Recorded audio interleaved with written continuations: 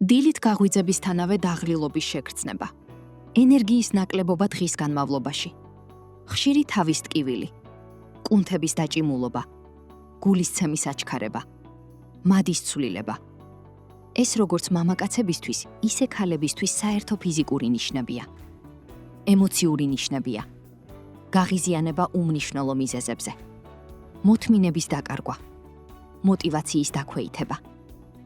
ხოლო გონებრივი ნიშნები. კონცენტრაციის სირთულე. დავიწყება. უარყოფითი აზრები. ყველა ეს ნიშანი მიუთითებს გადაღლილობასა და სტრესზე და თქვენ აუცილებლად გჭირდებათ ბუნებაში ხანგრძლივი დასვენება. ამბობთ, რომ ამისთვის დრო არ გაქვთ. მოიწყო ბუნება საკუთარ ეზოში. მწვანე სახლთან ერთად. მანამდეც ვიდრე ნიშნები მიგანიშნებენ. მწვანე სახლი.